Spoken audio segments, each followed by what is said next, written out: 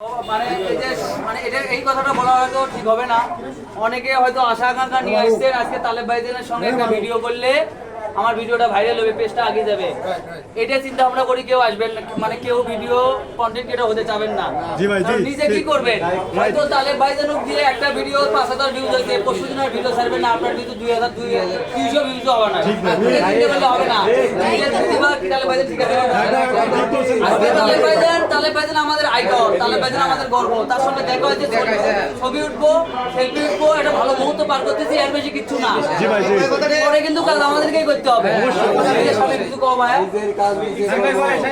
আমাদের বড় ভাই বুঝলেন, কন্টেন্ট ক্রিয়েটর হইতে গেলে কষ্ট করা লাগবে, অবশ্যই কন্টেন্ট বানাই লাগবে, কিন্তু এটা মাস্ট। তো মানে প্রত্যেকদিন যদি প্রত্যেকদিন আপনাদের শিডিউল সেই অনুযায়ী যাতে কন্টেন্টটা যায়, এটা হচ্ছে যে, আর নিজের ক্রিয়েটিভিটি যেটা আছে সেটা অবশ্যই দেখা, মানে সেইটা নিয়েই থাকা লাগবে। এখন দেখলেন যে তালেব ভাই হচ্ছে কমেডি ভিডিও বানায়, ভাইয়ের মধ্যে ওই যোগ্যতাটা আছে, এখন এই ভাইয়ের ভিডিও হচ্ছে মিলিয়ন গেল, আপনি এটা দেখে যদি আপনিও কমেডি ভিডিও বানানো শুরু করেন, আপনার মধ্যে কিন্তু ওই ক্রিয়েটিভিটিটা নাই, নাও থাকতে পারে আপনার মধ্যে হয়তো অন্য কিছু যাই হোক, এটা যেহেতু সিরিয়াস কথা, আপনার ক্রিয়েটিভিটি সেটা নিয়ে কাজ করেন, ইনশাআল্লাহ ভালো কিছু হবে। না দেখা গেল ভাই আপনাকে জোর করে না যে আপনি জোর করে এইটা করেন, বা ফেসবুকে এরকম কোনো রুলস নাই যে এই কাজটা করলে ভিডিওটা ভিউ হবে। ফেসবুকের রুল হচ্ছে যে কন্টেন্টই করেন না কেন সেটা কোয়ালিটিফুল হওয়া চাই। কোয়ালিটি মানে এই নয় যে ভিডিও এইচডি কোয়ালিটির হতে হবে বা এরকম, এইটা না।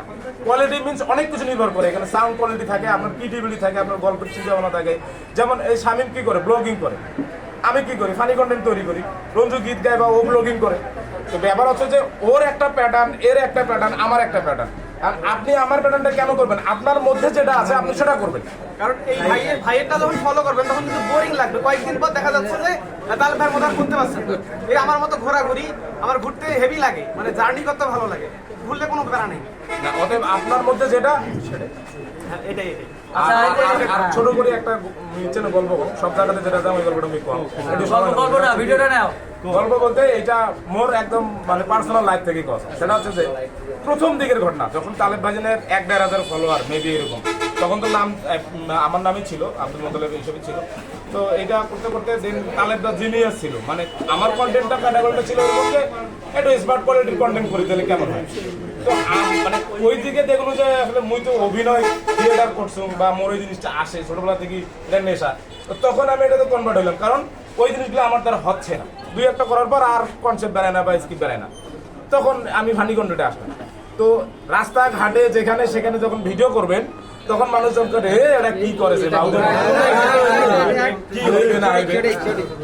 ইন দ্য মেন টাইম এখন আলহামদুলিল্লাহ আপনার দোয়ায় ভালোবাসায় ডেইলি আমার বাড়িতে 4-5 জন লোক আসে, 4-5টা গাড়ি আসে, দেখা করতে আসে।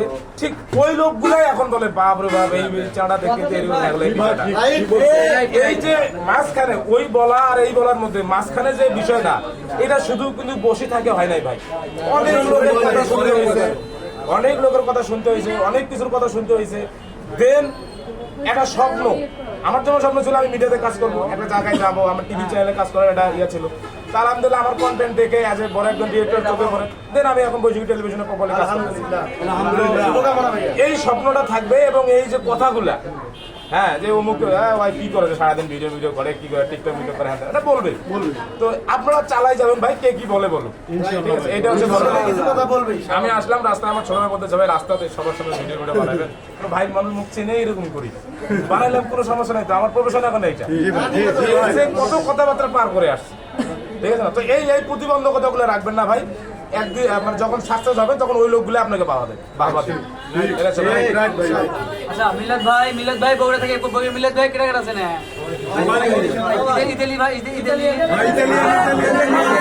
আমরা তো তালেব ভাইজান মেলা কিছু কইছে, শামীম কইছে, আমি কইছি, আরমান খালি পড়ায় মিলাদ ভাই কিছু কম। মামুন ভাই বউনি আসছি, তো বউনি ভেতরত আছে। এখন যেহেতু রঞ্জু ভাই রেখে আমরা আসছি কন্টেন্ট ক্রিয়েশন নিয়ে, তো তালেব ভাই গুরুত্বপূর্ণ কথা বলছে, সেগুলো আমরা মানে চললে খুব সহজে কন্টেন্ট ক্রিয়েটর হওয়ার কথা। এখন বিষয়টা হচ্ছে আমরা আসছি, রঞ্জু ভাই একটা শোরুম উদ্বোধন করলো আজকে। তো রঞ্জু ভাইয়ের জন্য তো প্রথমত শুভকামনা। আর আমরা কন্টেন্ট ক্রিয়েটররা কিসের জন্য আসছি, রঞ্জু ভাইয়ের পাশে থাকার জন্য। প্রচারই প্রসার। আমরা যদি রঞ্জু ভাইয়ের পাশে থাকি, রঞ্জু ভাই খুব দ্রুত আরো তার গন্তব্যে পৌঁছাতে পারি ইনশাআল্লাহ। এইটুকুই, রঞ্জু ভাইয়ের জন্য আমরা সর্বদাই দোয়া করবো এবং তার প্রচারে আমরা সর্বদাই পাশে থাকবো। কারণ আমাদের ইংলিশ কোন ভাই, ইংলিশ কম না ভাইয়া ভাই। কেঙ্কা আছে? আলহামদুলিল্লাহ আমি ভালো আছি, আপনি কেঙ্কা আছেন? আপনি চিকের মধ্যে কমা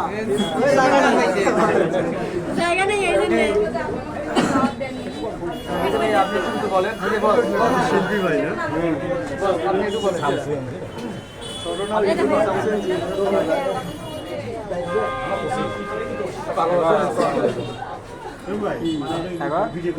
সবার আগে আমরা সবাই একটু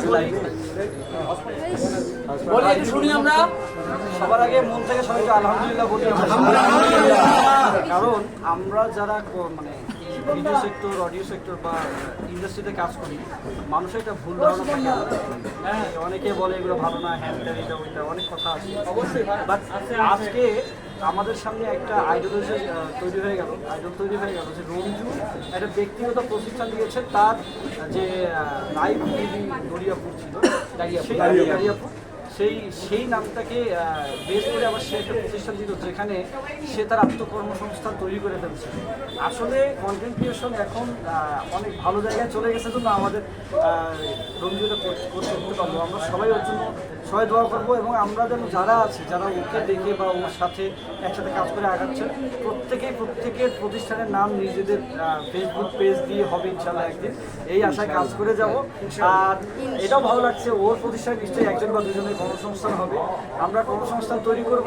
আমরা যারা ভিডিও মেক করতেছি সবাই নিজেদের জায়গা থেকে আগায় যাই। আর সবাই আমার পেজ হৃদয় যে পেজটা ফলো করবেন, ইউটিউব চ্যানেল সাবস্ক্রাইব করবেন। আরেকটা বিষয় ভাই হচ্ছে তার প্ল্যাটফর্মে আমাকে নিয়ে একটা মিউজিক ভিডিও বানাবে। সে গানটা নিয়ে কোনটা হবে ভাই? আপনার ইচ্ছে মতো একটা সারপ্রাইজ